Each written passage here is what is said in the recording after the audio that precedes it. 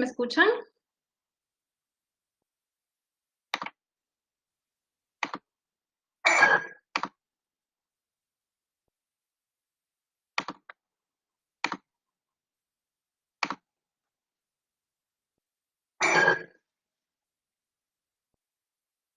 Muy bien, soy la profesora Raquel Vázquez y vamos a trabajar el curso de lenguaje. Estoy cargando un archivo. Listo. Ahora sí, vamos a ver. Buenas tardes, Jean-Pierre. Buenas tardes, Cristian, Oriana, Maciel. Es un placer, chicos, trabajar con ustedes. Vamos a comenzar con la clase. Disculpen los minutos de demora. Les comento que el día de hoy estamos iniciando con el tema de la comunicación. También les voy a explicar un poco cómo es la estructura del curso. Eso va a ser bastante útil para que tengan una visión global de cómo vamos a trabajar en adelante. Hoy día vemos lo que corresponde a la comunicación. Posteriormente vamos a hacer temas sobre, por ejemplo, la realidad lingüística de nuestro país. Y ya en la tercera semana trabajamos lo que corresponde a gramática propiamente del español. Ahí vemos el componente fonológico, el morfológico, el semántico, hasta que llegamos al sintáctico, que es el que nos va a tomar mayor cantidad de tiempo para poder trabajar pues estructuras como frase, oración. También dentro del curso vamos a trabajar lo que corresponde a ortografía, obviamente del español. Vemos lo que es uso de mayúsculas, vemos tildación y vemos signos de puntuación. Y al término del curso solamente trabajamos una parte de lo que corresponde a pragmática, que es sobre el discurso. ¿Bien? Entonces hoy día arrancamos con el tema de la comunicación. Hola Lucero, hola Fabio, hola Javier, Luciana. Muy bien, chicos. Cualquier duda, cualquier comentario lo pueden transmitir por medio del chat. Comenzamos entonces a trabajar lo que corresponde a la comunicación. Bien, lo primero que vamos a decir, o lo primero que vamos a ver, es el concepto. A la comunicación lo vamos a definir como un proceso de intercambio de información mediante signos, como pueden ver según el cuadro que estoy proyectando. Pero vamos a agregar aquí una idea. Por aquí vamos a colocar, ¿no? Que es un proceso social que consiste en el intercambio de información.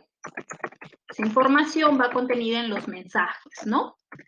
Ahora, como bien sabemos, porque este no es un tema nuevo, ¿no? Para nosotros, como bien sabemos, en el caso de la comunicación van a intervenir diferentes elementos. Entonces, podríamos decir que la comunicación va a ser el proceso por el cual el emisor transmite un mensaje hacia un receptor determinado, ¿no? Y ese mensaje viaja por un canal, se elabora por medio de un código y así. Entonces, tenemos que tener claro que la comunicación van a intervenir también ciertos elementos. Bien, entonces aquí tenemos dos ideas, ¿no? Proceso de intercambio de información mediante signos, que en otras palabras es lo mismo que decir proceso social que consiste en el intercambio de información. Ahora, ¿por qué usamos el término proceso? El término proceso se emplea, ¿por qué? Porque tiene un inicio, tiene un desarrollo y va a tener un término, ¿bien? Necesariamente presenta esta característica de ser social. ¿Eso cómo se entiende? Para que haya un acto comunicativo, tienen que haber dos o más seres, ¿bien? Ojo, seres, no necesariamente humanos. Y eso es importante destacar. Veamos, ¿qué tipos de comunicación podríamos encontrar o cómo podrían realizarse por medio de qué tipo de signos? Podría realizarse por medio de signos visuales, como vemos en esta parte. Podría ser por medio de signos acústicos, o sea, lo relacionado a los sonidos. Por signos táctiles, o sea, por medio del tacto también podríamos comunicarnos. Y también podría ser gestual, o sea, por medio de gestos. Finalmente, también podríamos hablar de una comunicación mediante signos químicos. ¿Bien?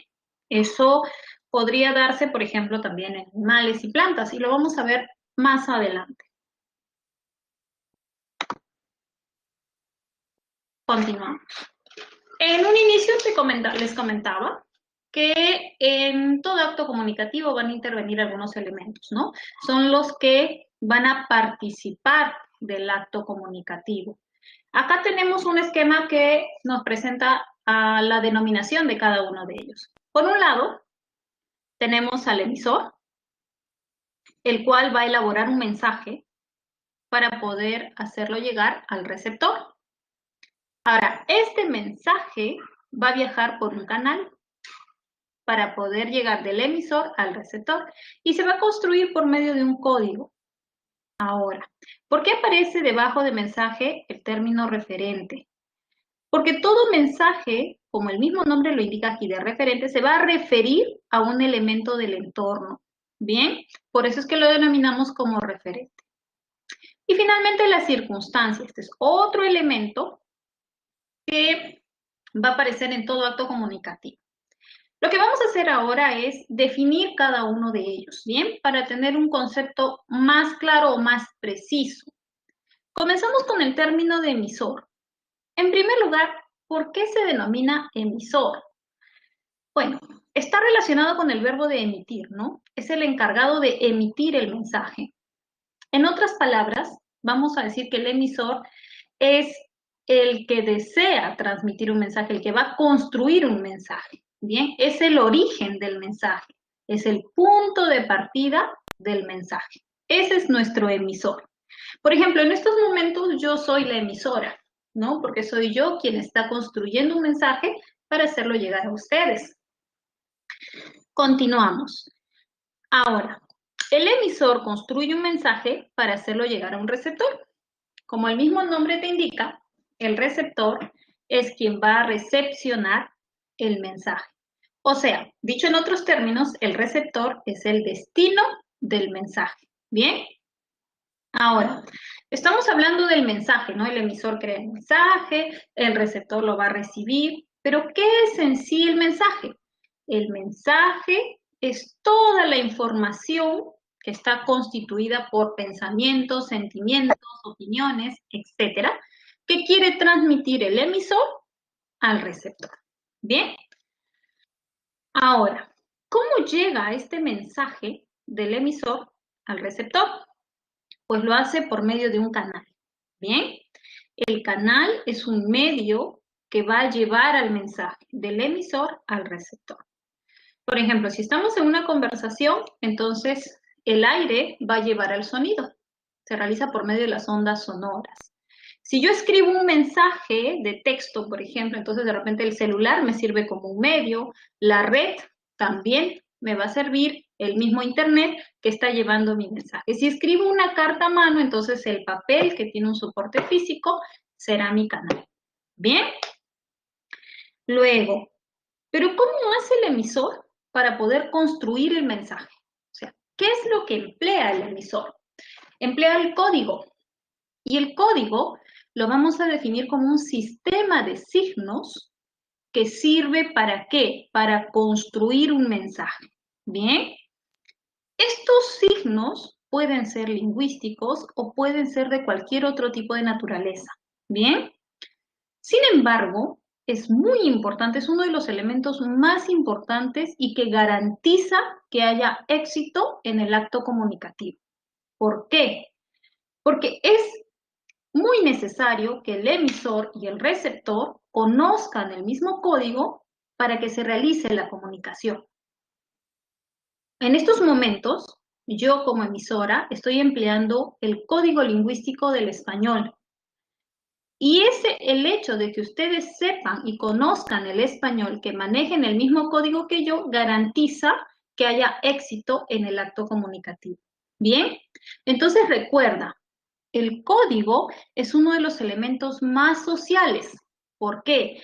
Implica que tanto el emisor como el receptor lo conozcan bastante bien. ¿Con qué objetivo? Con el objetivo de garantizar la comunicación. Ahora, hay dos procesos psicobiológicos que ocurren con este elemento de la comunicación. Uno se denomina codificación y lo vamos a insertar por aquí.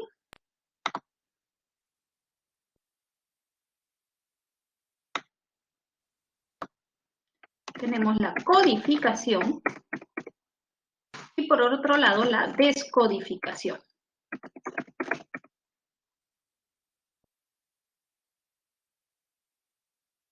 ¿En qué consisten ambos procesos? Bueno, en primer lugar, la codificación consiste en unir un signo a un significado. Bien, por ejemplo, yo tengo el significado de lugar donde viven las personas. En el español, el signo lingüístico del español que le corresponde o que asociamos a ese significado podría ser casa, quizás el más general. Entonces ahí yo estoy codificando. ¿Por qué? Estoy uniendo un concepto, un significado a un determinado signo lingüístico. Si de repente voy a armar un mensaje en inglés, entonces de repente podría unir ese significado al término en inglés, que sería house o home, posiblemente. Bien, entonces eso es la codificación, eso es codificar, unir significados a signos. Ahora, ¿quién o cuál de estos elementos podría ser el responsable de este proceso? Tiene que ser el emisor. ¿Por qué? Porque el emisor es el que va a construir el mensaje. Entonces es él el que va a codificar. El proceso contrario a la codificación se denomina descodificación, como pueden ver aquí. En algunos textos de repente lo encuentran como decodificación también. ¿Ok? Ahora, ¿por qué te digo que es el proceso contrario? Porque en este caso ya no se va a unir significados a signos. Se va a realizar todo lo contrario. O sea, voy a recibir un signo y de ese signo voy a extraer el significado. ¿Bien? Si es el proceso contrario a la codificación, y hemos dicho que la codificación la realiza el emisor porque él es el interesado en crear el mensaje, entonces les pregunto, ¿quién sería el encargado de realizar la descodificación? Necesariamente tendría que ser el receptor. ¿Bien? Recuerda, estos dos procesos psicobiológicos son muy importantes y ocurren dentro del elemento al cual vamos a denominar como código. Seguimos. ¿Qué nos faltaría definir? El referente, ¿no?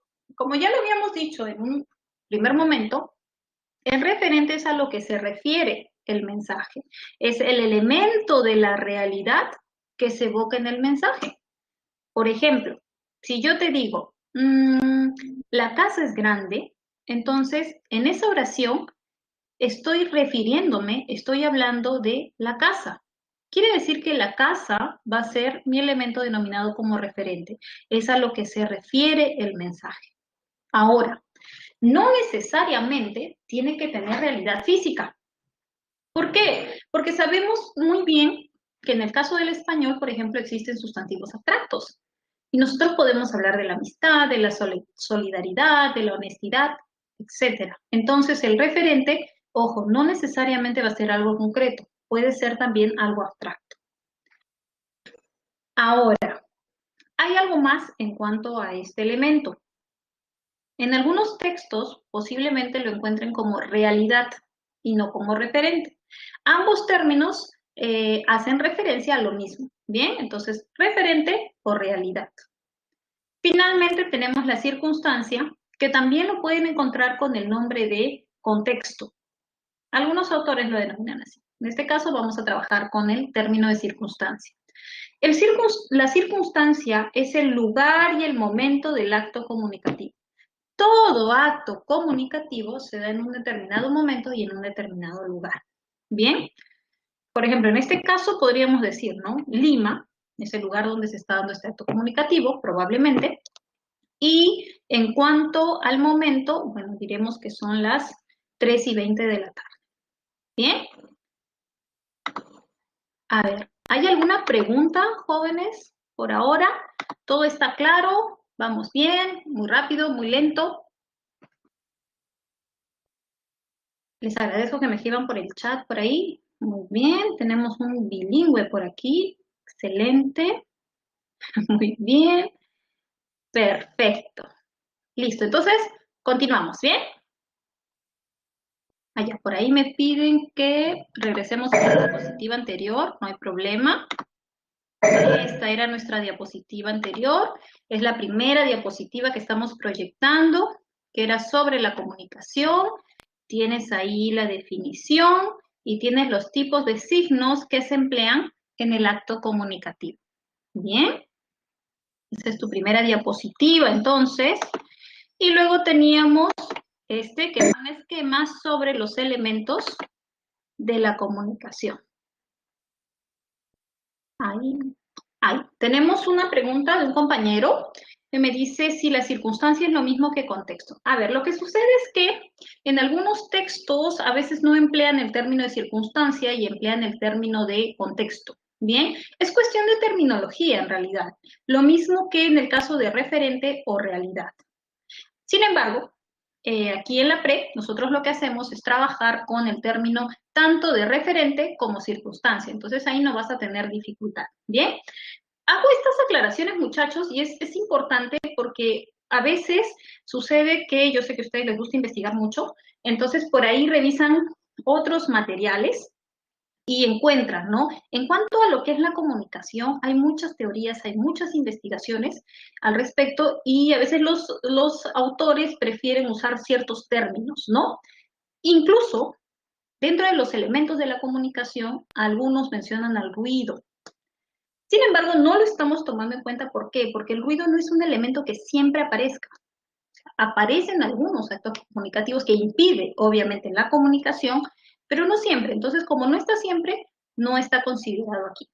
Pero si tú lo encuentras en otro material, bueno, es una idea, como te digo, adicional, ¿no? Es una información adicional. ¿Bien? Andrea me pregunta si el emisor menciona solo el signo. En cuanto a lo que pasa es que el emisor es el que crea el mensaje, ¿no? Al crear el mensaje y al construir el mensaje, entonces tiene que emplear algún código. Y el código es el sistema de signos. Entonces, definitivamente el emisor tiene que conocer los signos que va a emplear para construir su mensaje. Pero recuerda que el receptor también tiene que conocer ese código. ¿Para qué? Para poder interpretar el mensaje. Bien, para poder extraer los significados. Bien. Muy bien, continuamos con la explicación.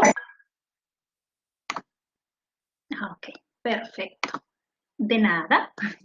Seguimos. A ver, ¿qué más tenemos por aquí?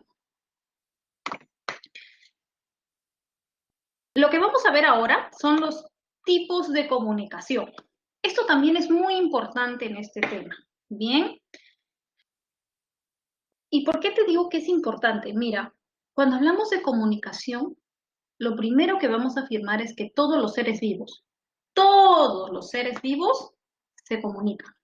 ¿Bien? Por eso es que este es el primer tema que abordamos también en el curso, porque es el más general, lo encuentras en todos los seres vivos. No es algo exclusivo del hombre, no es algo exclusivo de los animales, no es algo exclusivo de las plantas. Hombres, seres humanos, animales y plantas se comunican. ¿Bien? Entonces veamos el esquema.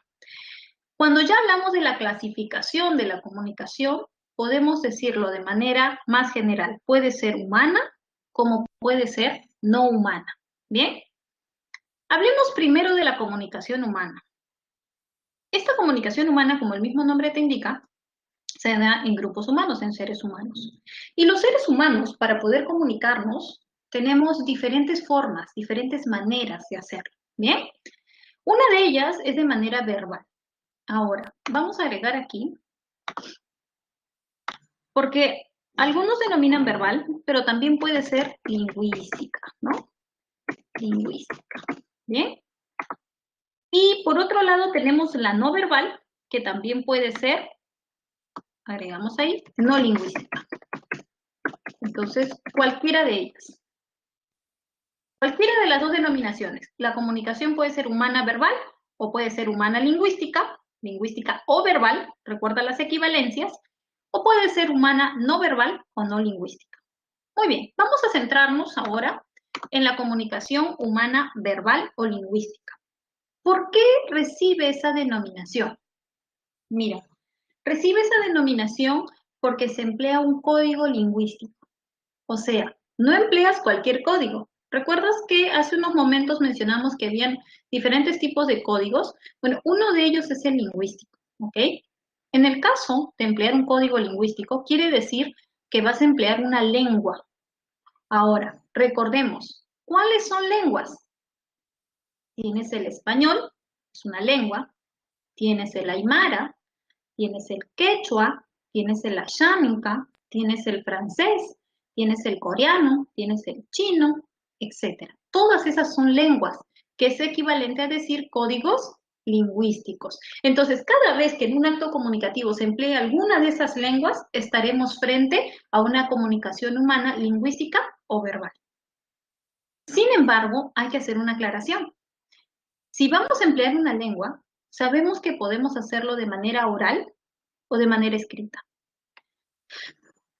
De manera oral quiere decir que vamos a usar a la lengua de manera hablada, ¿bien? Y déjame decirte que esta es la forma más natural de cómo emplear una lengua, solamente de forma hablada, por medio de la emisión de los sonidos. Recuerda que es así como surgen todas las lenguas, ¿bien? Pero hay otras lenguas a las que se le ha inventado un sistema escrito. Recuerda que la escritura es una invención del hombre. Entonces, quiere decir que nosotros también podemos usar las lenguas por medio de la escritura. Esto en el esquema se resume de la siguiente forma. Tenemos comunicación humana verbal o lingüística y puede ser comunicación verbal oral o puede ser comunicación verbal escrita. Bien, cualquiera de las dos formas. Aquí vamos a hacer una aclaración en cuanto a términos.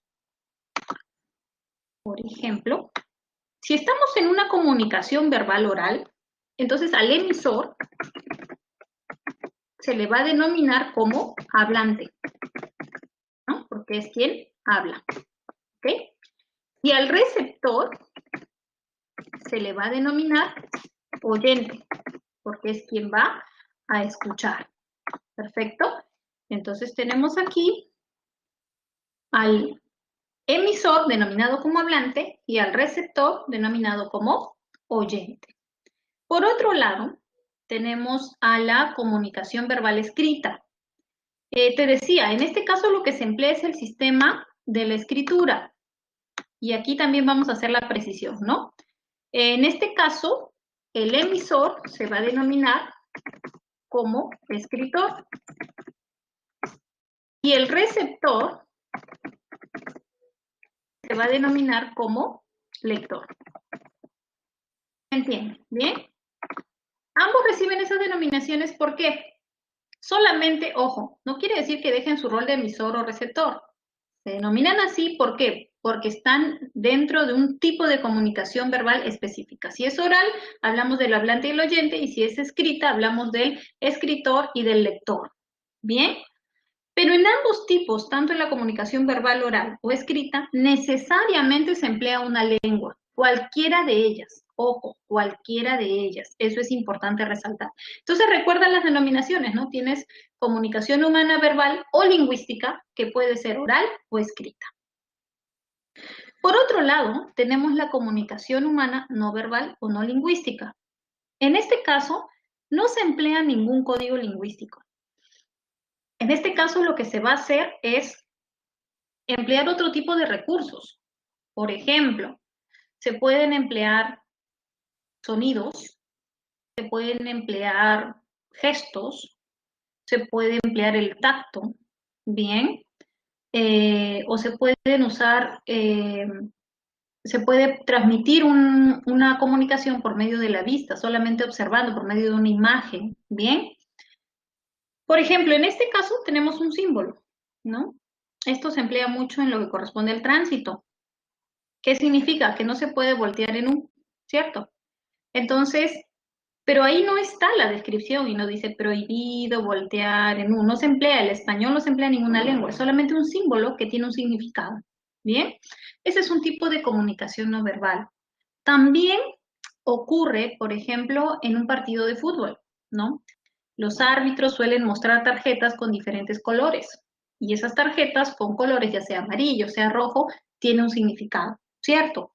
Ese sería otro tipo de comunicación humana no verbal o no lingüística. No se emplea ninguna lengua. Lo mismo sucede con las banderas que colocan en las playas. Cuando ves si tiene color rojo, si tiene color verde, entonces de acuerdo al color que presenta, uno va a reaccionar de una manera diferente, va a tener una forma de actuar diferente. Bien, entonces recuerda, tanto en la comunicación humana vas a encontrar dos tipos, la verbal o lingüística, que es cuando se emplea una lengua determinada, o la no lingüística o no verbal, que no emplea ninguna lengua. Y por último, por este lado del esquema tenemos la comunicación no humana. Y tenemos ahí unos datitos, ¿no? Bien, en el caso de la comunicación no humana, está presente en animales y plantas. Los animales también se comunican. Se comunican por medio de sonidos, por medio de movimientos. Y las plantas también, aunque no lo parezcan, ¿no? Si hablamos de estudios sobre los actos comunicativos, obviamente hay muchos más estudios en cuanto a la comunicación humana y en cuanto a la comunicación entre animales. Sobre la comunicación entre plantas no hay muchos, pero algunos estudiosos afirman que, por ejemplo, los movimientos que realizan las plantas en busca de la luz puede ser un acto comunicativo. La segregación de ciertas sustancias químicas que producen, ¿no? Esas famosas plantas carnívoras que denominan, ¿no? Que comen insectos, y se segrega una sustancia que hace que los insectos queden ahí pegados, ¿no? Y les sirve como parte de alimento. Entonces, esos podrían considerarse como actos comunicativos dentro de las plantas. Y bueno, sobre los animales les comentaba, ¿no? Los movimientos, los sonidos que realizan, por ejemplo, la danza del apareo que realizan las aves, que es bastante común, bastante conocido, o también los colores que tienen ya sea en el pelaje o en el plumaje, ¿no? Dependiendo del tipo de animal, también en muchos casos el macho siempre es más vistoso, ¿no? Muy bien, jóvenes. Entonces, hasta ahí hemos hablado de los tipos de comunicación. ¿Alguna pregunta? Si tienes preguntas, me escribes por el chat, no hay problema. Ahí tenemos una preguntita.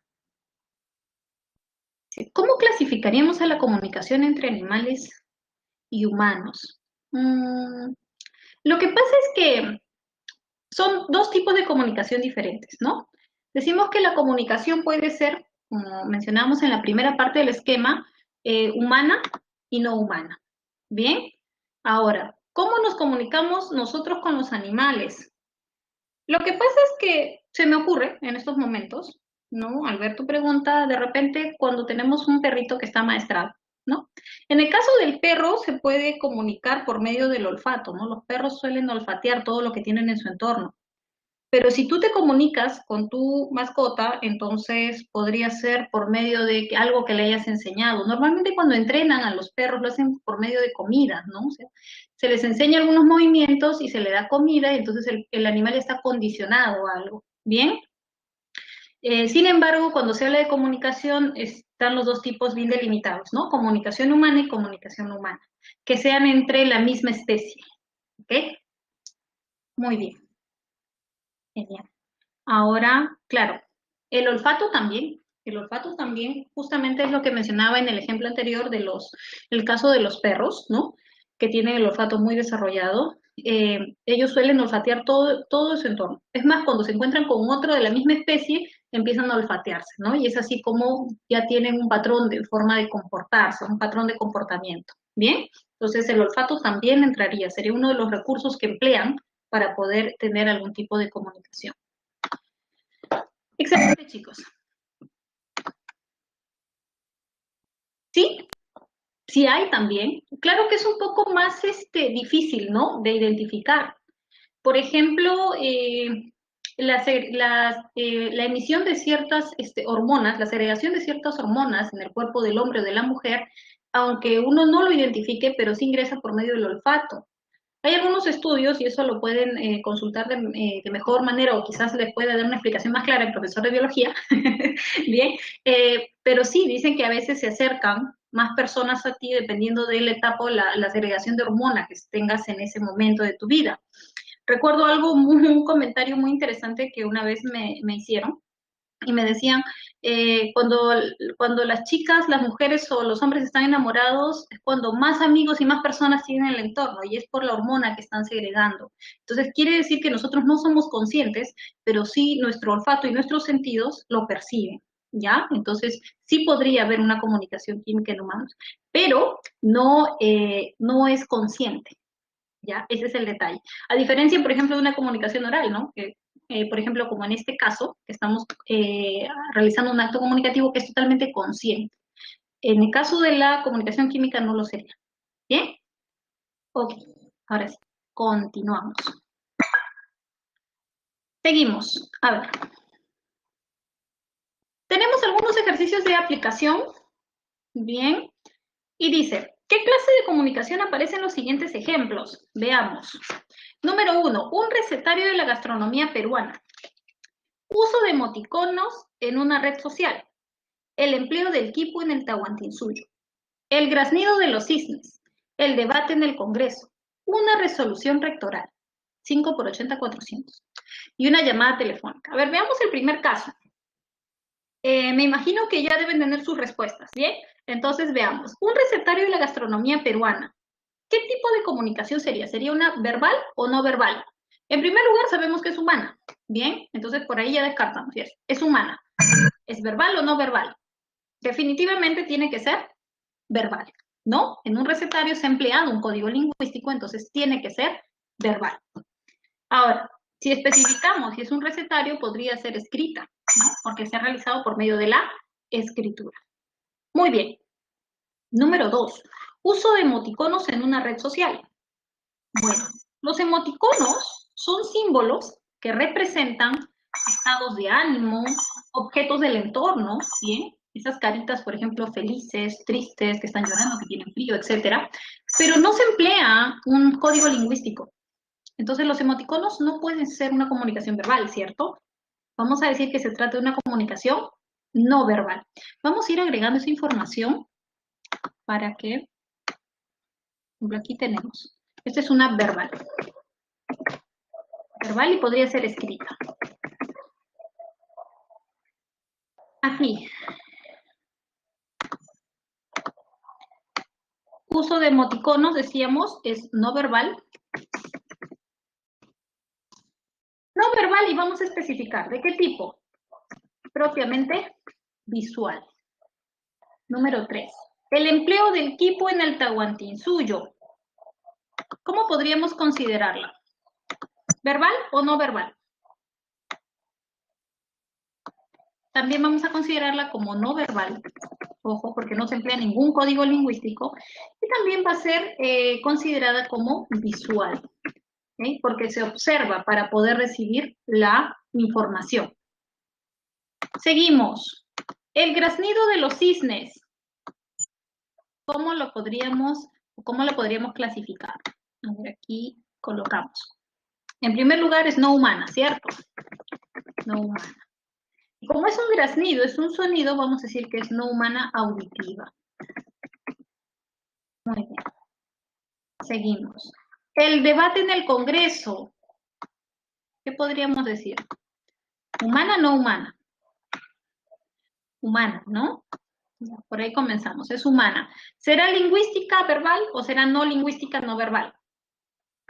Humana, verbal o lingüística, ¿cierto? Y como es un debate, entonces se realiza por medio o de manera hablada, entonces va a ser oral. Seguimos, una resolución rectoral. Una resolución rectoral, en primer lugar, es humana. Bien. Aquí tenemos humana. Ahora, es verbal porque se emplea un código lingüístico. Y si es una resolución rectoral, quiere decir que es escrita. Bien, entonces aquí vamos a colocar escrita. Humana, verbal, escrita. ¿Qué sucede con 5 por 8 o 5 por 80, 400?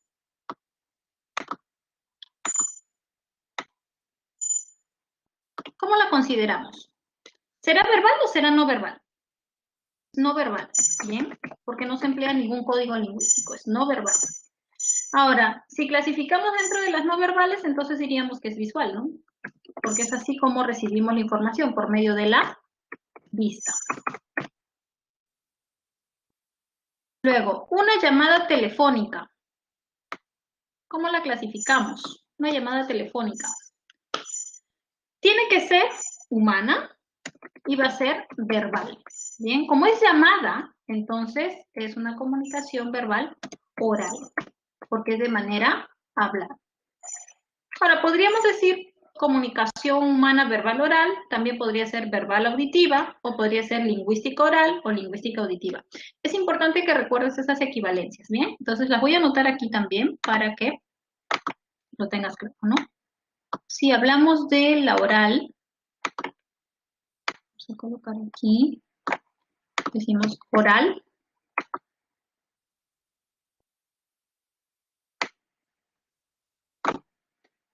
Oral es igual a auditiva, ¿bien? Podrías tener también la escrita, y la escrita también se conoce como visuográfica. Visuográfica, ¿bien? Esas denominaciones son importantes que también las conozcas. Ahora, aquí lo más importante es que sepas diferenciar la comunicación lingüística de la no lingüística, es decir, de la comunicación verbal de la no verbal, ¿bien? Entonces recuerda, nosotros estaremos frente a una comunicación lingüística o verbal cuando se emplee un código lingüístico, cuando se emplee una lengua. Por otro lado, estaremos frente a una comunicación lingüística no verbal, una comunicación humana no lingüística o no verbal cuando no se emplee ningún código lingüístico, cuando se emplee otro tipo de recurso. Muy bien. Muy bien, muchachos. A ver, ¿por qué los números no? Los números son símbolos, ¿bien? Son símbolos y no se consideran como un código lingüístico, no tienen una gramática. Para que sean considerados como códigos lingüísticos, en primer lugar, tienen que haber surgido de manera natural, y eso no sucedió con los números. Y en segundo lugar, tendrían que tener una estructura interna eh, que se denomina gramática, como todas las lenguas, y eso no sucede. Entonces, el primer requisito que mencionamos y por el cual los números no son comunicación verbal o lingüística es porque son símbolos que han sido inventados por el hombre, no es algo natural. No tienen una estructura gramatical, como sí lo poseen las lenguas. ¿Bien? Bien, continuamos. Hasta ahí, entonces, muchachos, hemos trabajado lo que corresponde a la comunicación. Les comentaba en un inicio que íbamos a comenzar por el tema más general, o sea, el tema que abarcaba a todos los seres vivos. Ya lo vimos, ¿no? Comunicación humana, comunicación humana. Hablamos de comunicación entre seres humanos, plantas y animales. Eso es lo más general. Lo que vamos a hacer ahora es trabajar algo más específico, algo más delimitado, algo que solo le corresponde al ser humano. Y es ahí donde hablamos del término lenguaje. Bien, el lenguaje lo vamos a definir como una facultad o una capacidad exclusiva del ser humano. Eso quiere decir que solamente los seres humanos poseen lenguaje. La pregunta es, ¿y qué me permite esta capacidad? ¿Cómo sé que yo tengo esta capacidad? ¿Y cómo sé que me diferencio sí de los animales o de las plantas por esta capacidad? A ver, lo que te va a permitir esta capacidad es adquirir, aprender y producir mensajes mediante códigos lingüísticos. O sea, gracias a esta capacidad nosotros podemos aprender lenguas, ¿bien? Y podemos comunicarnos a través de ellas. Nos dice aquí, permite la adquisición y el aprendizaje de lenguas mediante procesos psicobiológicos. Procesos psicobiológicos, profesora, eso lo estoy relacionando con la codificación y la descodificación. Exacto, de eso se trata. El hecho de que tú tengas una capacidad en tu cerebro que te permite la codificación y la descodificación, entonces ya nos diferencia de los animales y de las plantas. ¿Bien? Por eso es que si en algún momento alguien quiso enseñarle a hablar a su perrito, a su gatito y no obtuvo resultados, Entonces es justamente por ello, porque estos seres no tienen esta capacidad en el cerebro a la cual la vamos a denominar como lenguaje. ¿Bien? Profesora, mi lorito habla. Sí, tu lorito habla, no es en sí que hable, él repite sonidos que ha aprendido o que ha escuchado, porque tiene un aparato fonador que se lo permite. Pero un lorito no te va a hacer una reflexión, ¿no? No va a conversar contigo, no te va a seguir una conversación. Bien, es solo una repetición. Entonces, es muy importante que recuerdes qué se entiende justamente por lenguaje, ¿no? Es la capacidad, ojo, exclusiva del ser humano que le permite adquirir, aprender lenguas, ¿bien? Gracias a esta capacidad, tú hablas en estos momentos español, de repente ya estudiaste inglés o vas a estudiar inglés, de repente vas a estudiar francés, de repente chino, coreano, italiano, ashánica, quechua, gracias a esta capacidad que está en tu cerebro, ¿bien? Que te permite aprender lenguas. Como puedes ver en el esquema, en el cerebro se producen los procesos de producción y comprensión, ¿no? Que están consideradas como las habilidades comunicativas, ¿bien? ¿Qué características presenta esta capacidad? Bueno, por un lado, vamos a decir que el lenguaje es innato. ¿Eso qué quiere decir? El lenguaje nace con el ser humano, ¿ya? O sea, no es algo que tú aprendas, no es que tú vas a aprender el lenguaje, tú ya naciste con esta capacidad, ya naciste con esta facultad, ¿bien? Por eso decimos que es innato. El otro caso o la otra característica es que es universal. ¿Eso qué quiere decir? Todos los seres humanos, todos nacen con esta capacidad. O sea, no es algo que le pertenece a un grupo, a una persona, no. Todos los seres humanos nacemos con la capacidad de lenguaje. Profesora, yo tengo un familiar que no, él no puede hablar, tiene dificultad. No, entonces, esos son casos específicos, ¿bien? Porque toda la especie, en realidad, todos los seres humanos nacen con esta capacidad. En el caso de la característica de ser inmutable, normalmente decimos, ¿no? El lenguaje, esta capacidad no va a cambiar, no va a ser modificada. Ojo, por largos periodos.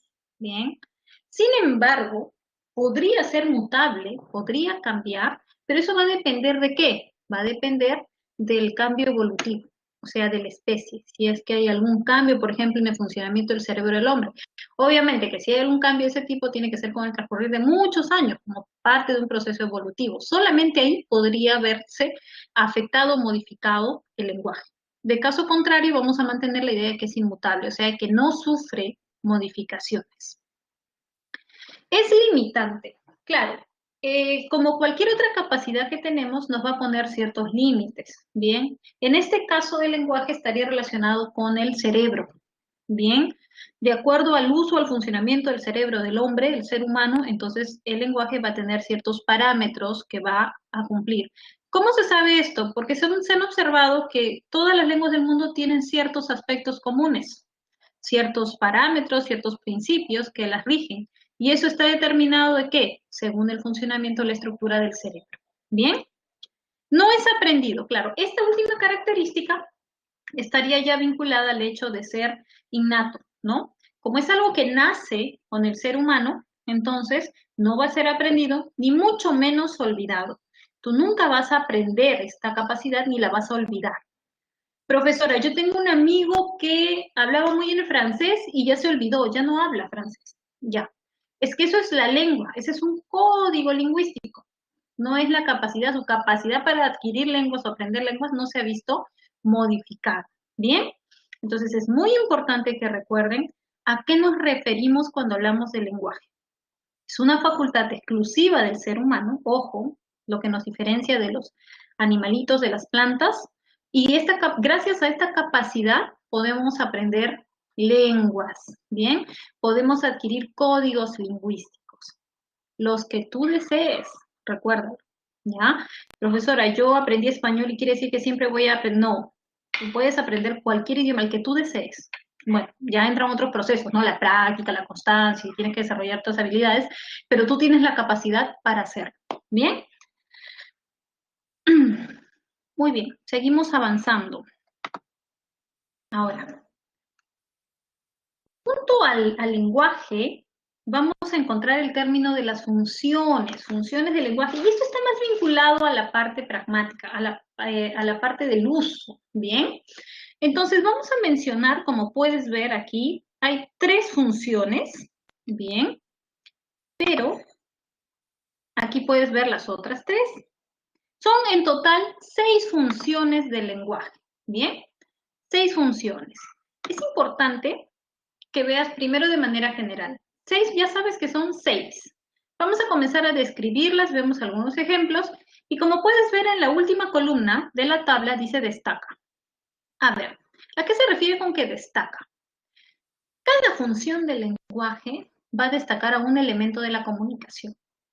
Entonces, profesora, quiere decir que a mí yo puedo encontrarme con una oración y ahí puedo identificar la función y también el elemento. Sí, yo te sugiero que cada vez que a ti te pregunten, ya sea por el elemento que destaca, no sea cual sea la pregunta relacionada, primero identifiques la función, porque la función es la que te va a llevar al elemento. Bien, a veces las preguntas son directas, ¿no? Y te dicen, marca la alternativa en la que destaca el elemento denominado como receptor. Y entonces, ¿tú qué vas a buscar? Tú vas a buscar oraciones que presenten función apelativa. Bien, ya. Luego retomamos esta idea. Primero explicamos cada función. Comenzamos con la función apelativa. Mira, a esta función también la denominan conativa. Vamos a agregar ese datito. Por aquí. Conativa. Ya está. Dice, ¿cuál es la intención? Llama la atención del receptor mediante orden pregunta. Aquí lo que quiere hacer el emisor es elaborar un enunciado que capte la atención del receptor. Bien, yo quiero lograr algo en el receptor. La forma más directa para hacerlo es por medio de una orden. O sea, te doy una orden y si estamos en un nivel de jerarquía, tú tendrías que cumplir, ¿no? Pensemos, por ejemplo, cierra la puerta, ¿no? Abre la ventana. Termina los ejercicios. Te estoy dando órdenes, ¿bien? Entonces ahí, ¿cuál es mi intención? Mi intención clara es que quiero lograr algo en ti, que tú realices algo, ¿bien? O la otra manera es que lo hagas por medio de una pregunta. Recuerda que cuando alguien plantea una pregunta, va a lograr algo en el receptor, ¿no? Que le dé la información o que le diga, no sé, pero ya logró algo en él. Entonces, como ejemplos tenemos, joven, lea las instrucciones de la práctica. Esa es una orden, ¿bien? ¿Entendieron la explicación del profesor? Esa es una pregunta. Pero esa pregunta implica que alguien diga sí, no, bastante, nada, ¿bien? Entonces se va a lograr algo en el receptor. Eso es lo importante de la función apelativa. Cada vez que tú te encuentres frente a una oración que sea una orden o sea una pregunta, como en estos casos, vas a decir que te encuentras frente a la función apelativa. Ahora, ¿qué elemento destaca? Va a destacar el receptor, porque a mí lo que me va a interesar es lograr algo en el receptor, en ti como receptor. ¿Bien?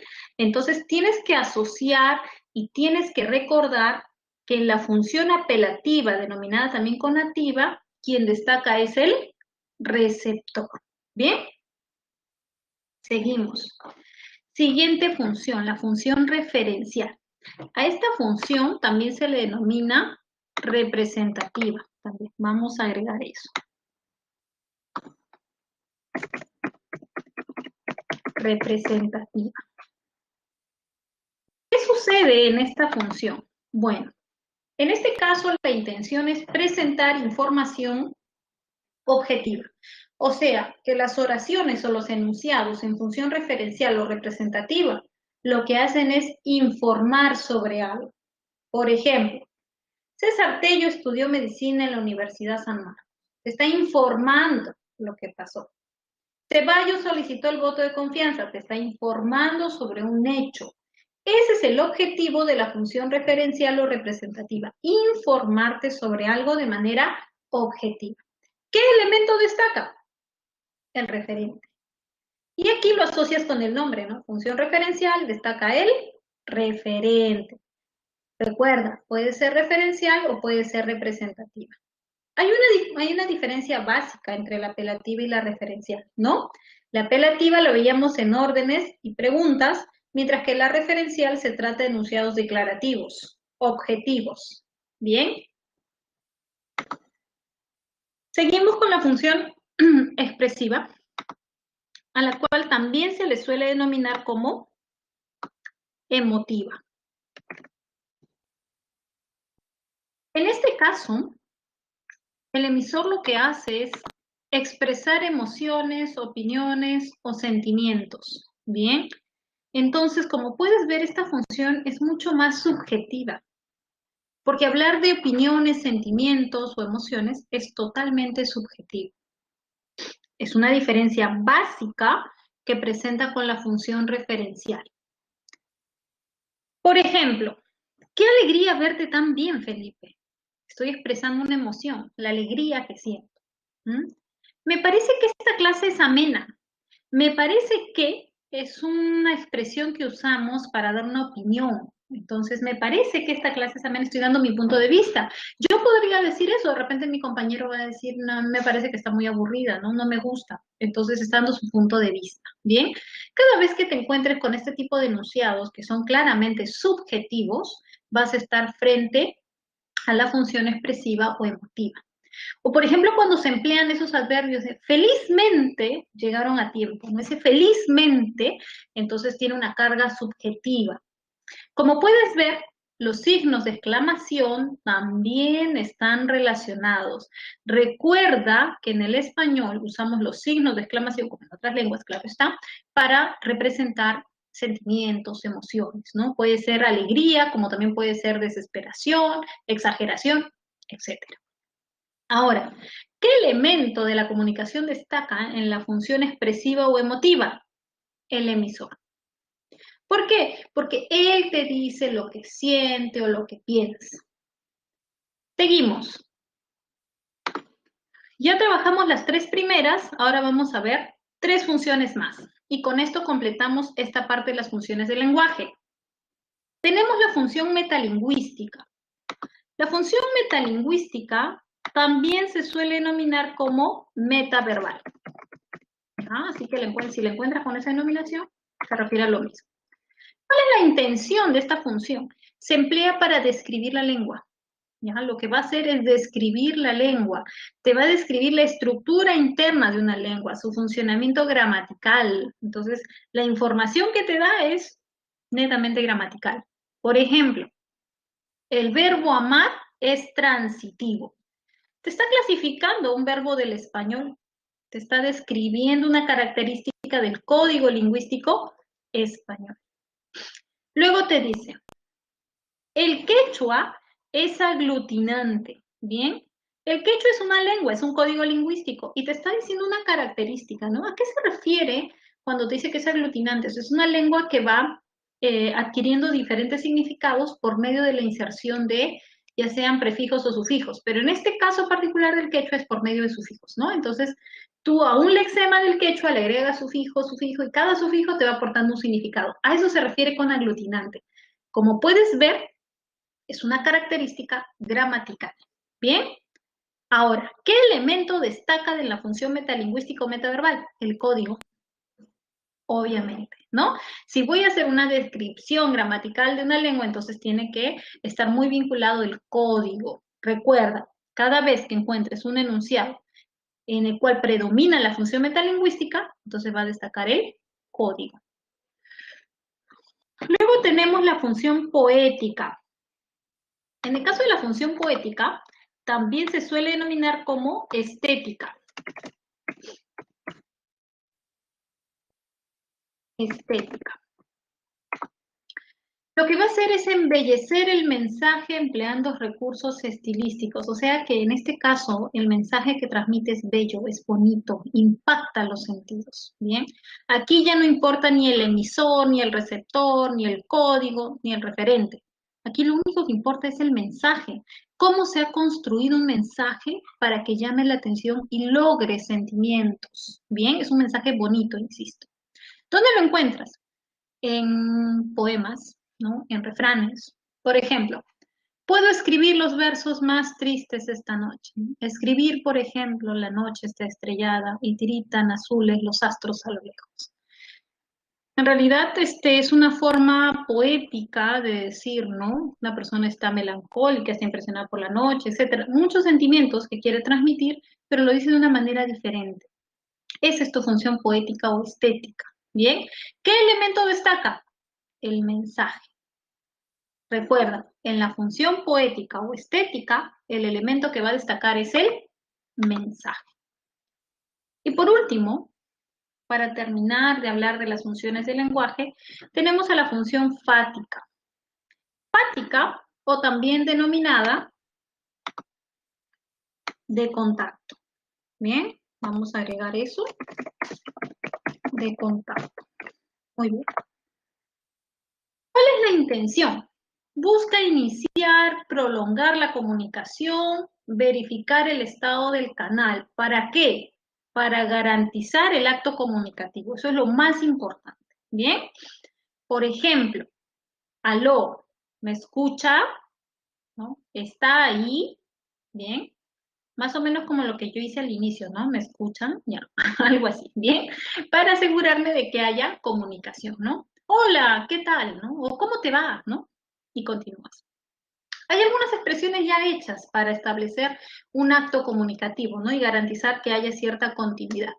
Ahora, el elemento que va a destacar en esta función fática es el canal, ¿bien? Es el canal. Vamos a hacer un breve recuento por aquí.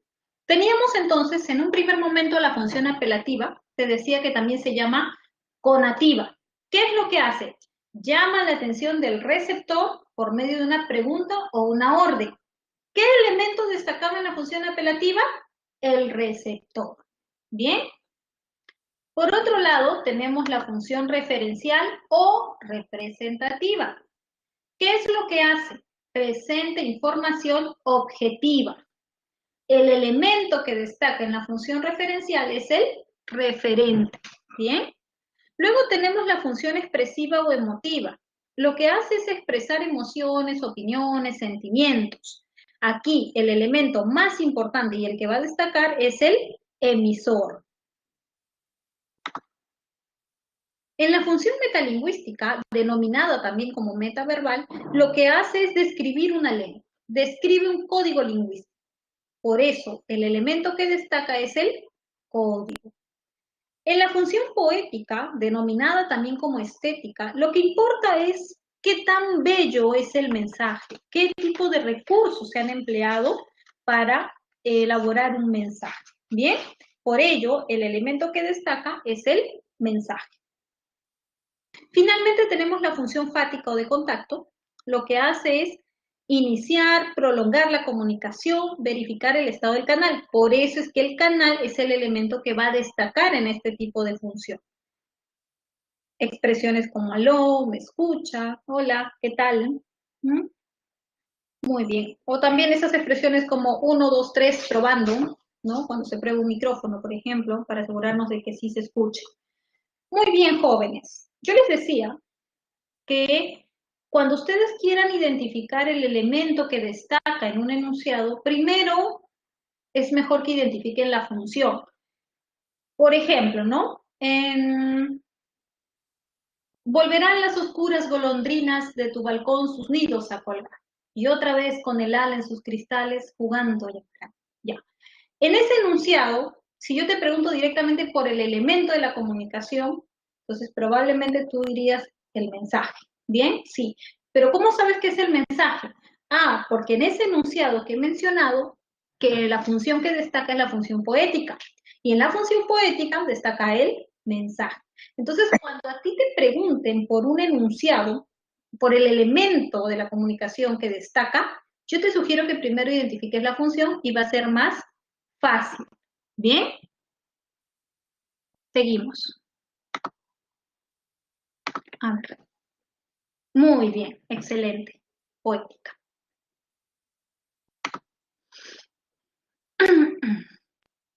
Tenemos aquí ahora un ejercicio de aplicación más, ejercicio de aplicación 2. ¿Qué función del lenguaje destaca en los siguientes enunciados? A ver, tienen un par de minutos, léalo con calma para luego poder desarrollarlo juntos. ¿Bien?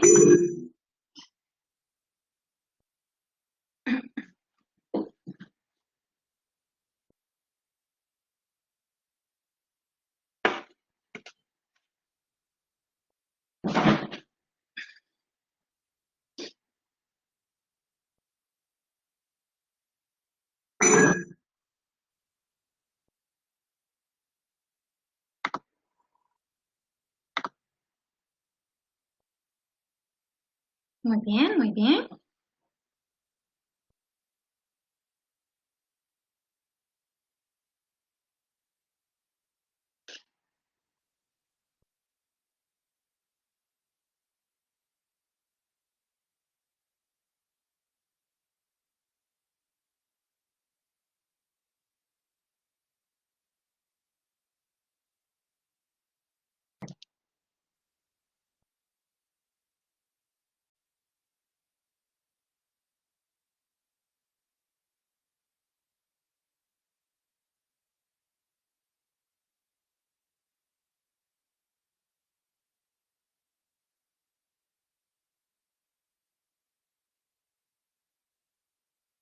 ¿Listo?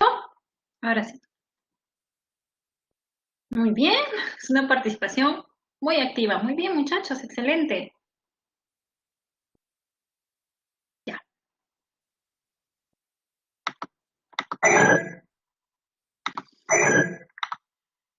Ya.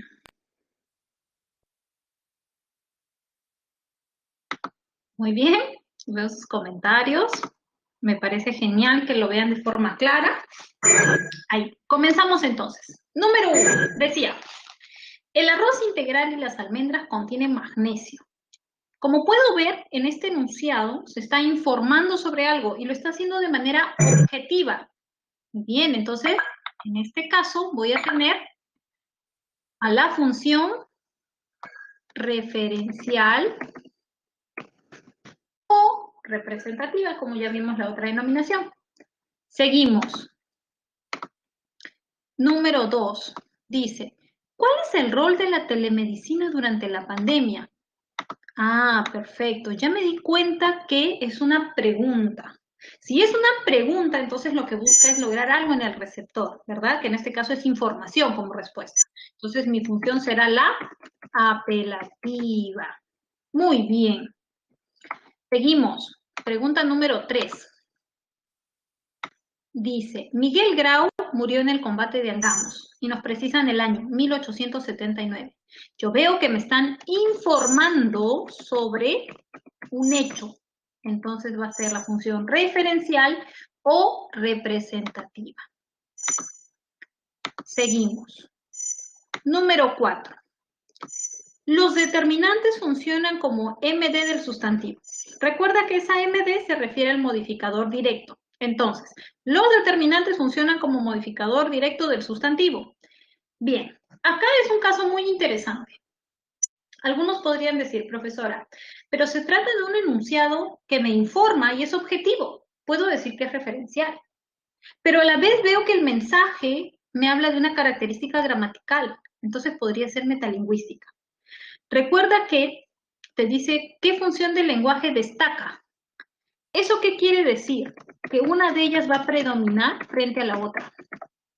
Bien, entonces vamos a decir que es la función metalingüística. Bien, profesora, pero yo pensé que también referencial. Sí, también hay función referencial, pero predomina la metalingüística. Bien, predomina la metalingüística. ¿Por qué? Por el contenido. Por eso es que vamos a decir que predomina ella. Profesora, yo puedo decir que predomina la función metalingüística, pero también hay referencial. Sí, también hay referencial. Pero te sugiero que cuando estés ya frente a un examen o frente a las preguntas, entonces veas de acuerdo a qué, de acuerdo al contenido. ¿Bien? Siguiente. Dime por qué suspendieron la reunión de coordinación. Bueno, en este caso estamos frente a una pregunta. Profesor, ¿es una pregunta? Sí, es una pregunta, pero es una pregunta indirecta, ¿no? Dime por qué suspendieron la reunión. Bueno, en ese caso estamos frente a la función apelativa. Bien, ¿por qué? Porque es una manera de cómo obtener información. Para los muchachos que tienen más conocimiento gramatical, entonces deben recordar que son las preguntas indirectas, ¿no? Parciales, para ser más exactos. Seguimos. Carmen, el fin de semana no habrá taller de redacción. ¿Qué función predomina en este enunciado? Ah, profesora, yo veo que está hablando con Carmen. Sí, pero no le está pidiendo algo a Carmen. No le está preguntando algo a Carmen. O sea, ese Carmen es un distractor. Lo que está haciendo es informarle a Carmen. El fin de semana no habrá taller de redacción. Si lo que hace es informar, entonces es función referencial. Referencial. Siguiente. Pedro, tu padre dijo que ordenaras tus cuadernos. Lo mismo, ¿no? Ese Pedro, estoy hablando con Pedro, sí, pero no estoy dándole una orden, no estoy preguntándole a Pedro, no podría ser apelativo, estoy informándole a Pedro lo que dijo su padre. Entonces, en ese caso, estaré frente a la función referencial. Muy bien. Entonces, el arroz integral y las almendras contienen magnesio, tenemos función referencial. ¿Cuál es el rol de la telemedicina durante la pandemia? Función apelativa, por ser una pregunta. Miguel Grau murió en el combate de Angamos, 1879. Función referencial. Los determinantes funcionan como modificador directo del sustantivo. Función metalingüística. Dime por qué suspendieron la reunión de coordinación. Función apelativa. ¿Por qué? Porque está buscando información. Carmen, el fin de semana no habrá taller de redacción. Estoy frente a un enunciado donde predomina la función referencial. ¿Por qué? Porque está informando. Pedro, tu padre dijo que ordenaras tus cuadernos. Lo mismo. Función referencial. Bien, es la que predomina. Muy bien, jóvenes. A ver. Muy bien, estoy viendo sus comentarios. Perfecto.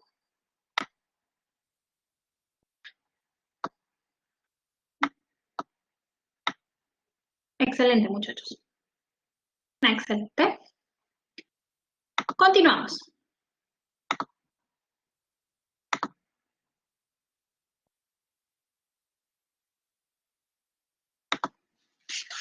Tenemos un tercer ejercicio de aplicación.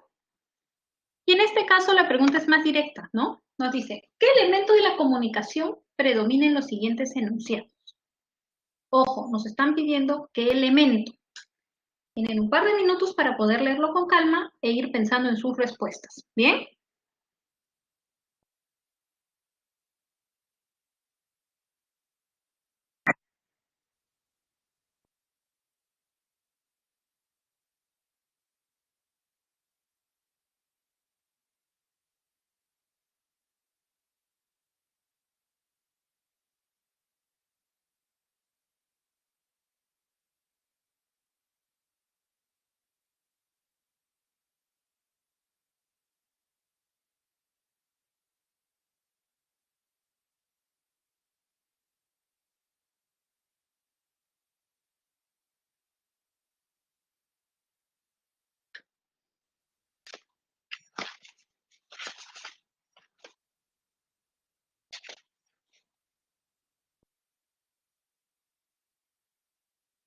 ¿Listo?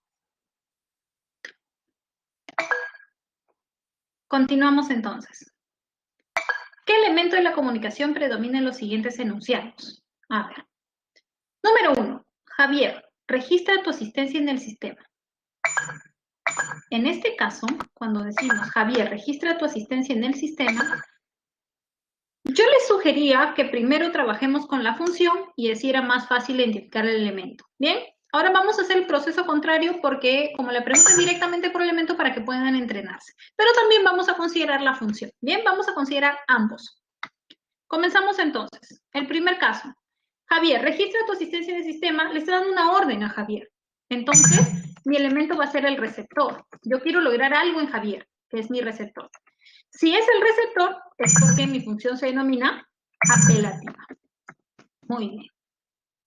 Continuamos. Ahora tenemos Gabriela. El pronombre me es átono. ¿Qué elemento destaca? Va a destacar tu código. Código. Bien. ¿Por qué? Porque te está dando una característica gramatical del pronombre me que es propio del español. Bien. Ahora, si es el código, ¿qué función es la que destaca? La metalingüística. Bien. Seguimos. José, el psicólogo nos orientará mañana. Bueno, en este caso, yo estoy hablando con José, pero estoy informándole sobre un hecho.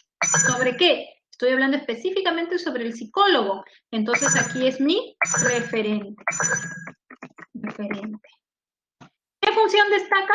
Si el elemento que destaca es el referente, es porque la función es referencia. Muy bien. Luego seguimos. Liz, eres la mujer más abnegada del mundo. A ver, ¿qué elemento podría destacar? ¿Identificaste la función? Sí, ¿no? Es la función emotiva, ¿no? Porque eres la mujer más abnegada. Estoy diciendo lo que yo creo, es subjetivo. Entonces, quien destaca es el emisor. Emisor y la función es emotiva. Siguiente. ¿Leíste el comunicado de la tutora? Muy bien. ¿Leíste el comunicado de la tutora? Es una pregunta.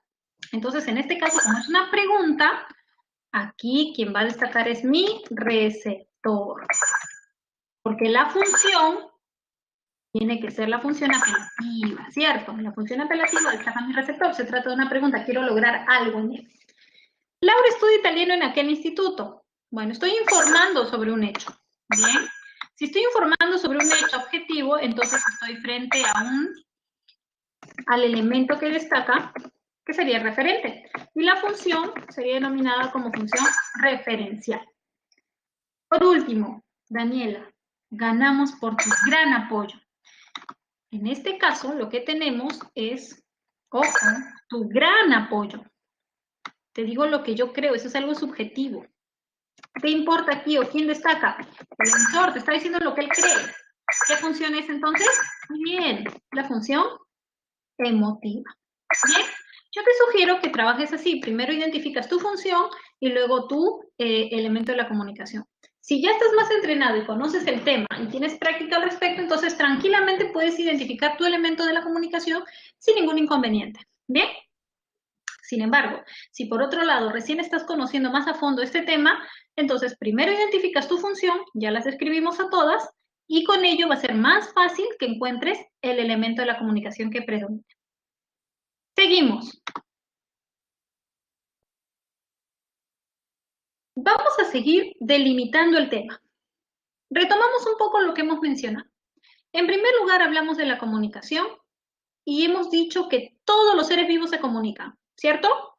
Muy bien.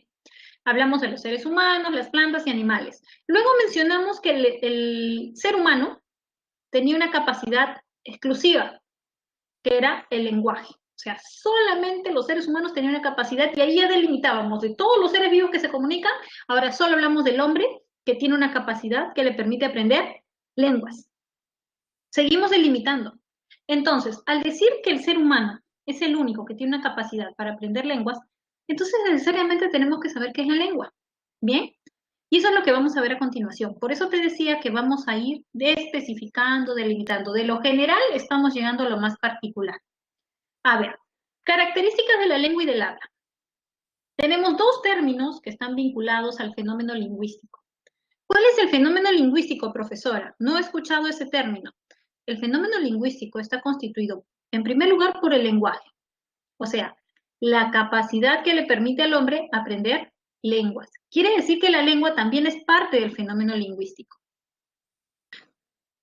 Y por último, el término habla también es parte del fenómeno lingüístico. Hasta ahí, porque luego te voy a explicar qué es el habla. Vamos a centrarnos por ahora en la lengua. Hasta el momento sé que en mi cerebro tengo una capacidad que me permite aprender lenguas. La pregunta es, ¿qué es una lengua? Una lengua va a ser un sistema de signos lingüísticos altamente estructurado que permite que la codificación y la descodificación de mensajes. ¿Bien? Repito, no te preocupes. La lengua es un sistema de signos lingüísticos altamente estructurada que permite la codificación y la descodificación de mensajes. ¿Bien? Ahora, ¿qué características presenta? Mira, lo primero que te voy a decir es que la lengua es abstracta. O sea, ¿dónde está la lengua? Ojo, no estamos hablando del órgano musculoso de la cavidad bucal. Ya no estamos hablando de eso, por si acaso. Si no me vas a decir en la boca. No. Hablamos de lengua como sistema de signos. O sea, ¿dónde está todo tu conocimiento del español, por ejemplo? Ah, profesor, está en mi mente, está en mi cerebro. Sí, exactamente. ¿Lo ves? ¿Lo puedes tocar? Aquí está. No, ¿verdad? Entonces vamos a decir que es abstracto. La lengua como sistema es algo abstracto. Está en la mente del hablante. Está de manera interiorizada, bien, internalizada. Es social. ¿Por qué es social? Porque agrupa a dos o más seres. O sea, una determinada comunidad va a manejar una lengua. Bien. Por ejemplo, pensemos en Lima, ¿no? La mayoría habla español. Pero de repente pensemos en Cusco, la mayoría habla quechua. ¿Mm? Entonces, siempre las lenguas son habladas por determinados grupos sociales. Por eso decimos que otra característica de la lengua es ser social. Y por último, la lengua es un producto histórico. ¿Eso qué quiere decir? O sea, a ti te enseñaron la lengua a tus padres sus padres, y así sucesivamente. La lengua es algo que pasa de generación en generación, ¿bien? Cualquiera de ellas. En este caso, nosotros somos de habla hispana ya. Mis padres me enseñaron español. De repente a mis padres, mis abuelos, y así. Pero puede ser con cualquiera de ellas, ¿bien? Entonces, siempre las lenguas van a ser o van a presentar la característica de ser productos históricos. Pasan de generación en generación. Seguimos. Ya, hasta ahí entonces vamos a retomar para que sigas comprendiendo todo el marco general. Tenemos el lenguaje, que es la capacidad que nos permite aprender lenguas. La lengua es un sistema de signos lingüísticos que me permite codificar y descodificar. Pero aquí la pregunta sería, profesor, ¿y yo cómo sé que existe todo esto? Porque si el lenguaje es una capacidad, quiere decir que está en la mente y en el cerebro del hombre. Yo no la veo. No, no la ves. ¿Y cómo se dice? Bueno, tú sabes que existe el lenguaje porque puedes aprender las lenguas. Y las lenguas son sistemas de signos. Profesor, ¿y yo cómo sé que en mi mente está esa lengua? Por ejemplo, la lengua española. Aquí viene la parte más concreta, la única parte concreta del fenómeno lingüístico, el habla. Tú sabes que tienes la capacidad para aprender lenguas y que conoces alguna lengua determinada, ¿por qué? Por el habla. Entonces, ¿qué es el habla? El habla es el uso de un sistema lingüístico. ¿Bien? Es la concretización de todo ese conocimiento, sistema de signos lingüísticos que está en tu mente. Eso es el habla. ¿Qué características presenta? Aquí lo vemos en paralelo con la lengua, observa. Mientras la lengua era abstracta porque estaba en la mente del hablante, el habla es concreta o algunos la denominan psicofísica. ¿Por qué? Porque cuando tú hablas hay producción de sonidos y para que eso ocurra entra a tallar todo tu aparato fonador. Entonces, en ese caso se hace real, se hace concreto. ¿Bien? Mientras la lengua era social y te decía pertenece a un determinado grupo, a una determinada comunidad, el habla no. El habla es individual. La forma como hablamos cada uno de nosotros, la forma como usamos el español es diferente. Profesora, yo hablo igualito que mi mamá, que mi papá, que mi hermano. No, no hablan igualito. Cada uno de nosotros tenemos rasgos que nos caracterizan. Puede ser en la parte fonética, de repente en la producción de algunos sonidos, de repente la S la haces más sibilante, de repente la R la haces más vibrante, de repente haces el sonido de la S de una manera más aspirada, o de repente alargas más las vocales, ¿bien? O de repente entonas de una forma diferente. Podría ser. Si es en el plano léxico, de repente tienes un léxico más especializado, ¿no? Entonces, no todas las personas van a usar o van a expresarse de una misma manera. No todos hablamos igual. Por eso es que decimos que el habla es individual, le pertenece a cada persona. Siguiente, el habla es un acto momentáneo. Mientras la lengua es un producto histórico, o sea que pasa de generación en generación, el habla no. El habla va a pasar, va a quedarse en el momento, ¿no? La forma como tú hablas, por ejemplo, con tu amigo queda en ese momento y es diferente a la forma como hablas con tu profesor o con tu papá o con tu mamá. ¿Bien? Bien, chicos, hagamos el recuento de lo que estamos mencionando sobre el fenómeno lingüístico. Para mí es muy importante que quede claro ¿En qué consiste ese fenómeno lingüístico? ¿Qué abarca? Abarca al lenguaje como capacidad que te permite aprender lenguas. Las lenguas son sistemas lingüísticos que permiten la codificación y la descodificación, y tanto el lenguaje y la lengua se hacen evidentes, ¿por qué? Gracias al habla, porque el habla es lo que concretiza a esta lengua y a esta capacidad. O sea, porque yo escucho que alguien habla, sé que tiene un conocimiento lingüístico en su cabeza y sé que tiene una capacidad para aprender y para adquirir ese sistema de signos lingüísticos. ¿Bien? Entonces, te pregunto, ¿cuál sería el elemento más concreto del fenómeno lingüístico? ¿Será el lenguaje? No, ¿verdad? Muy bien. Va a ser el habla. El habla. Excelente. Continuamos.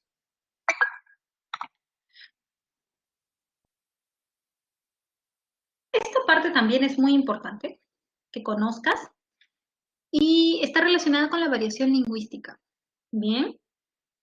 Desde el momento que una lengua está viva, o sea, que tiene hablantes, está sometida a sufrir cambios, variaciones, que no vamos a decir que están mal, ojo, ni vamos a decir que son inferiores o superiores, nada de eso, en términos lingüísticos no se emplea, ¿no? Cuando hablamos de variación lingüística hablamos de ciertos cambios que sufre una lengua, que puede obedecer a diferentes aspectos. Entonces, la variación lingüística involucra el dialecto, ¿bien? El término de dialecto se define como la variedad sociogeográfica de una lengua. Esta variedad se puede evidenciar en los niveles sintáctico, morfológico, léxico, fonético. Te explico. Y vamos a agregar aquí un poquito de información. Cuando hablamos de dialecto, podemos hablar del dialecto regional. O también podemos hablar del dialecto social, denominado también sociolecto. ¿Okay? Muy bien. El dialecto regional es la variación que sufre una lengua por estar en contacto con otra, o sea, por su ubicación geográfica. Pensemos, por ejemplo, en el español que se habla en la selva. ¿El español que se habla en la selva será idéntico al español que se habla en Cusco? ¿O será idéntico al español que se habla en Arequipa o que se habla en Piura o en Lima? No, ¿verdad? No, profesora, yo he viajado a la selva y he escuchado que es diferente, ¿no? Es diferente porque entonan diferente y usan algunas palabras que no he reconocido. Muy bien. Eso es un dialecto, pero ese dialecto, esa variación, ocurre ¿por qué? Por la ubicación. Por ejemplo, en la selva, el español está más en contacto con lenguas amazónicas. Entonces es normal que asimile algunos sonidos, asimile algunos términos que son propios de estas lenguas y se dé una variación en el español. Una variación que no es mala, ojo, no es mala. Bien, eso ocurre porque va a ocurrir por el contacto que tiene con otras lenguas. Entonces ahí hablamos de un dialecto regional. Bien, pero también hay un dialecto social y ese es el sociolecto. Esa variación en la lengua va a obedecer a factores sociales, como cuáles. Por ejemplo, la edad. O sea, un grupo de jóvenes de 15 años no va a hablar igual que un grupo de adultos de 40 años. Por ejemplo, la edad es un factor social que determina nuestra forma de hablar. De repente, algún tipo de conocimiento académico, ¿no? Por ejemplo, los jóvenes, un grupo de jóvenes que se están preparando para la universidad tiene una forma de hablar diferente a un grupo de niños que han terminado la primaria. ¿Por qué? Porque los jovencitos que ya terminaron el colegio y se están preparando para la universidad tienen más conocimiento, tienen un léxico más completo. Ahora, lo mismo, un grupo de jóvenes que se están preparando para la universidad no van a hablar igual que un grupo de abogados, digamos. ¿Por qué? Porque ellos de repente usan ciertos tecnicismos, ¿no? Propios de la especialidad. Entonces, de acuerdo al conocimiento académico, las especializaciones que tienen, esos también se considerarían como factores sociales. El género, ¿no? Un grupo de jovencitos de repente no se expresa igual que un grupo de jovencitas. Ojo, no hablamos de bien o mala, ni de superior o inferior, simplemente que hay ciertas diferencias, ¿no? De repente ciertos términos que emplean las jovencitas que conocen entre ellas o los jovencitos que de repente parte de alguna actividad que realizan. ¿Bien? Entonces, eso sería un dialecto social o sociolecto. Si puedes observar aquí, en la otra columna, tenemos un dialecto estándar. el dialecto estándar te lo definen como la variedad de lengua empleada en contextos formales, ¿bien?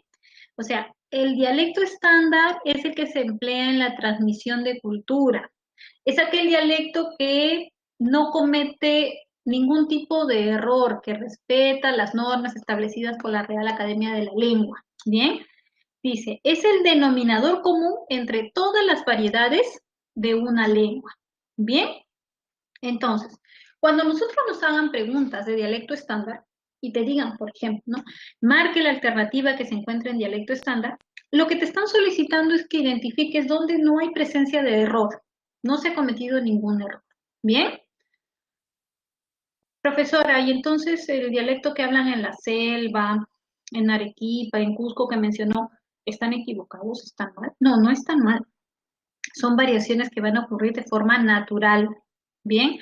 Sin embargo, para uniformizar, para regularizar, aparece el dialecto estándar, ¿no? Por eso dicen que es el que se emplea en la transmisión de cultura. En las universidades, en los colegios, ¿no? Ahí se suele emplear el dialecto estándar. Tenemos un ejercicio de aplicación, justamente. A ver, vamos a ver, por aquí tenemos una pregunta. Veamos. Ah, muy bien. Muy bien, Andrea. Me dice, profesora, ¿y cuál es la diferencia entre lengua e idioma? Todavía no llegamos a idioma, bien, falta todavía un poco de explicación teórica, pero sí te voy explicando lo que es lengua en sí, ¿ya? Vamos adelantando un poquito. La lengua, te decía, es un sistema de signos lingüísticos que permite que tú codifiques y descodifiques, ¿ya? Tiene una estructura interna, la cual denominamos como gramática. En el caso del idioma, el idioma también es una lengua, pero idioma quiere decir que ya ha sido reconocida en ciertos términos políticos y sociales. Pero no deja de ser una lengua, ojo. Es como un estatus que adquiere. Bien, lo voy a dejar hasta ahí porque es lo que viene a continuación. Pero antes de ver lo que es idioma, vamos a trabajar un ejercicio de aplicación.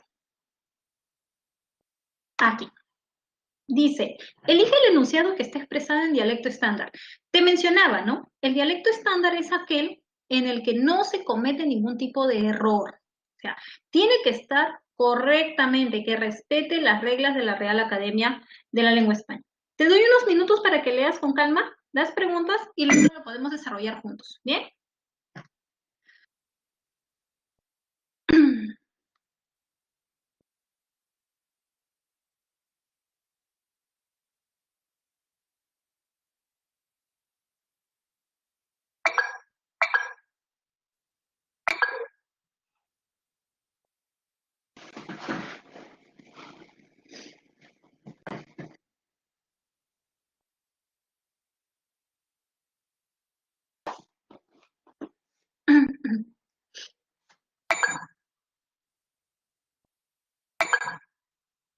Muy bien, van llegando sus respuestas.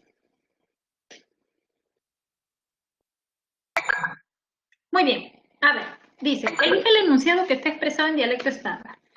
Pensó de que lo apoyarían incondicionalmente. ¿Podríamos asumir que está en dialecto estándar?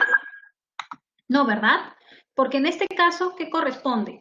Pensó que esto estaría mal, ¿cierto? Pensó que lo apoyarían incondicionalmente. La preposición de está empleada de manera incorrecta, ¿no? La Gabriela adquirió un reloj bastante carísimo. A ver, en primer lugar, no puede ser la Gabriela. En el español, recordemos que los nombres propios no llevan artículo. La Julia, el Carlos, no es apropiado. Y por otro lado, vemos que aquí hay un adverbio que está intensificando.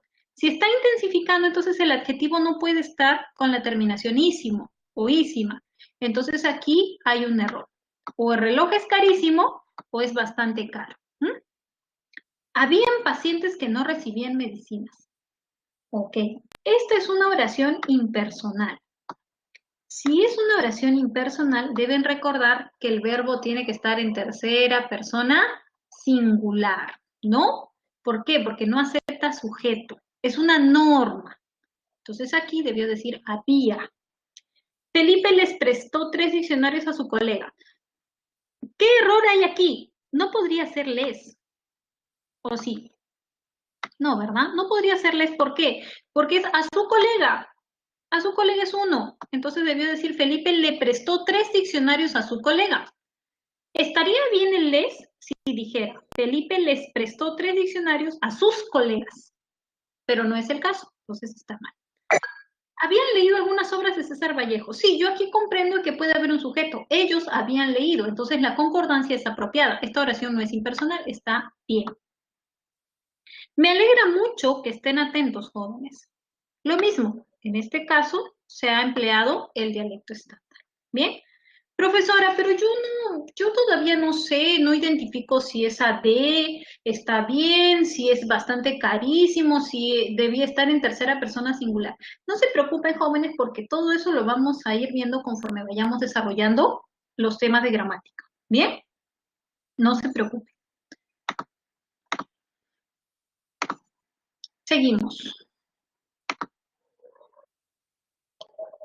Ahora sí puedo responder de una forma más clara lo que solicitaba su compañera.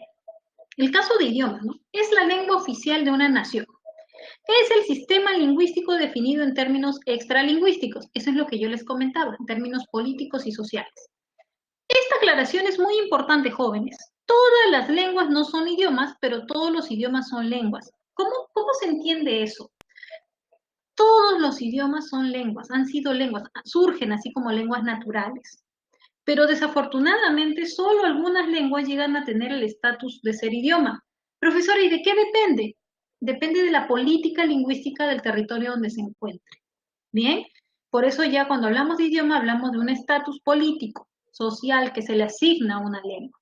No todas las lenguas del mundo van a tener esta categoría. Profesora, y en el caso del Perú, ¿qué sucede? Tenemos lo que dice la Constitución. Son idiomas oficiales el castellano y en las zonas donde predominen también lo son el quechua, el aymara y demás lenguas aborígenes. O sea que en el caso de nuestro país, jóvenes, el castellano es idioma, el quechua es idioma, el aymara es idioma y también las otras lenguas aborígenes. Han sido reconocidas por el gobierno en términos políticos, pero esto no ocurre en todo el mundo. En el mundo vas a encontrar muchas que son solamente lenguas naturales y otras que ya han adquirido el rango de ser idioma. Espero que con esto haya quedado un poco más clara la duda que tenía su compañera. Profesora, para terminar, entonces si yo digo el español es un idioma, ¿está bien? Sí.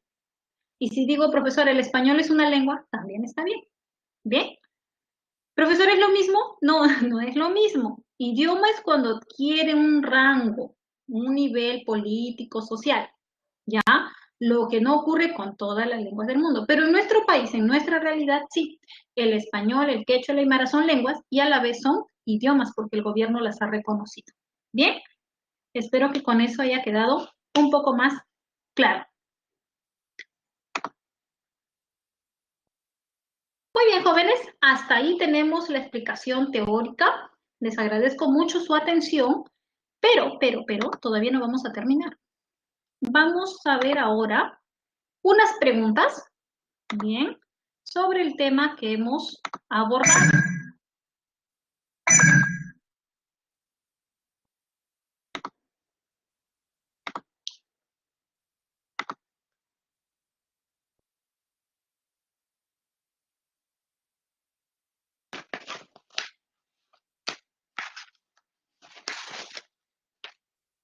Bien.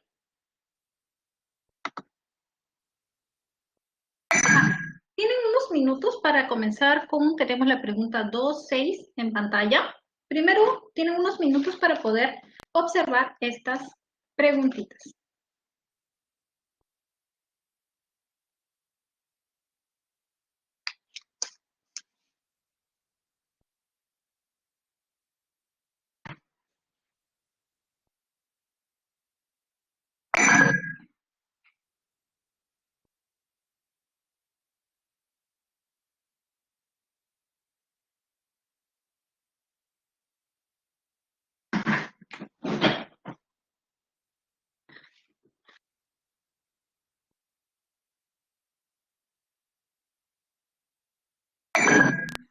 Muy bien, van llegando sus respuestas. Muy bien.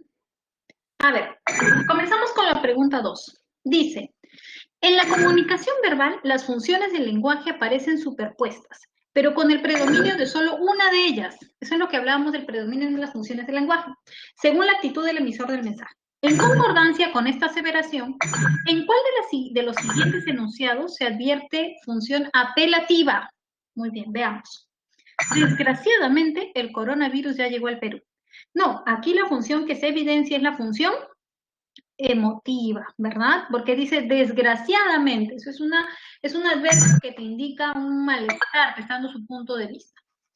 Número 2, ¿qué es el COVID-19, Alfonso Inga? Esa es una pregunta y como hemos visto, en las preguntas y en las órdenes se evidencia la función apelativa. 3, ¿el coronavirus se replica solo en células vivas? No, en este caso lo que tenemos es un enunciado donde se informa sobre un hecho. Entonces tenemos la función referencial.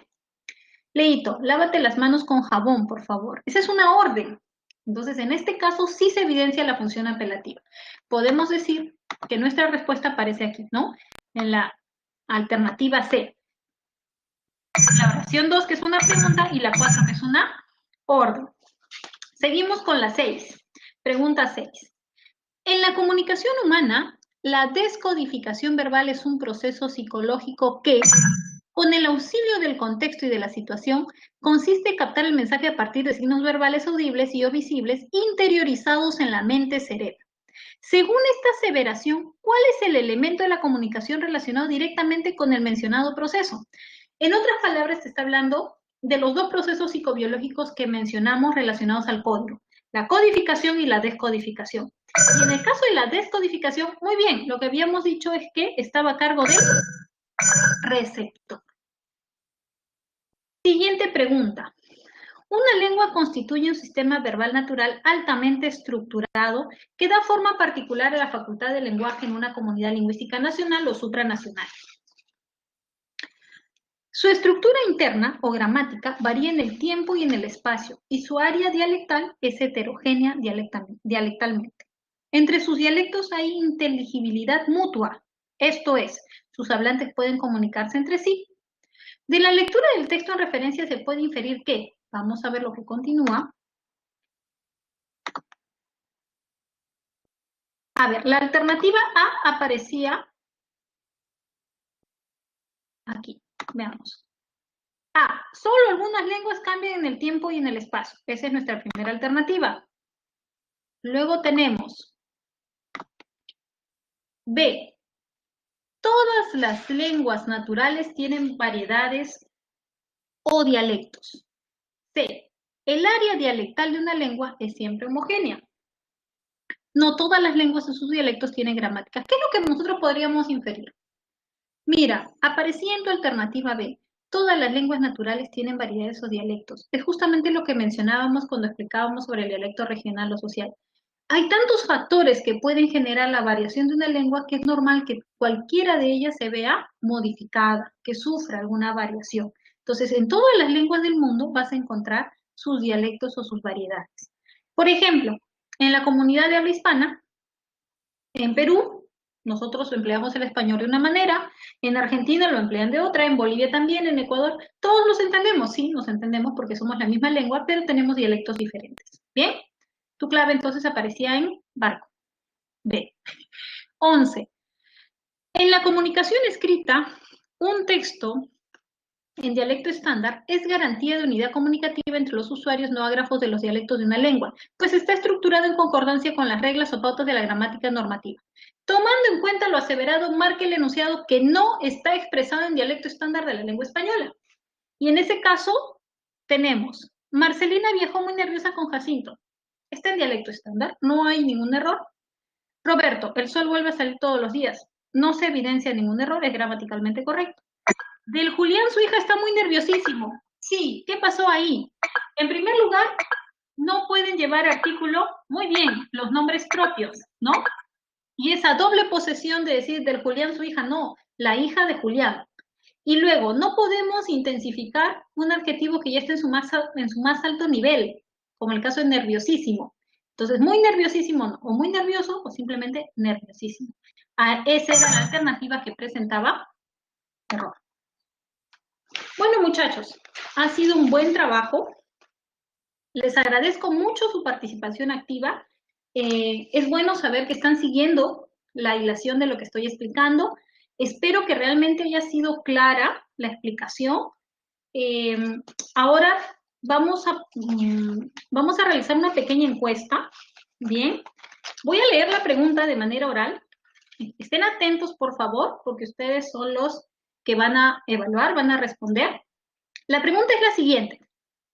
¿Qué te pareció la explicación de la clase de hoy? Bien. Alternativa A, excelente. Alternativa B, bueno. Alternativa C, regular. Alternativa D, malo. Alternativa E, deficiente. Bien, entonces voy a subir la encuesta y ustedes van a responder. Ya saben, A, excelente, B, bueno, C, regular, D, malo, E, deficiente. Voy a subir la encuesta, no se preocupen. Ya está. Recuerda la pregunta, ¿qué te pareció la explicación de la clase de hoy? Repito, A, excelente, B, bueno, C, regular, D, malo, E, deficiente. Ahí les agradezco que marquen su alternativa.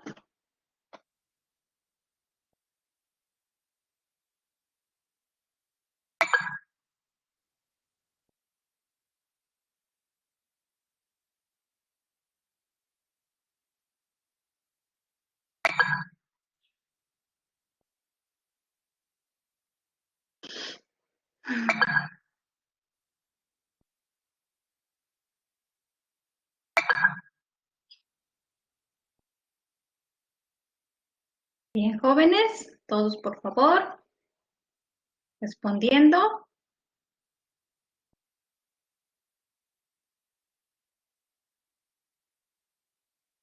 Muy bien. Espero, muchachos, que hayan disfrutado la clase. Espero encontraros en la próxima sesión. Recuerden, soy la profesora Raquel Vázquez. Fue un placer trabajar con ustedes. Nos vemos en una próxima clase.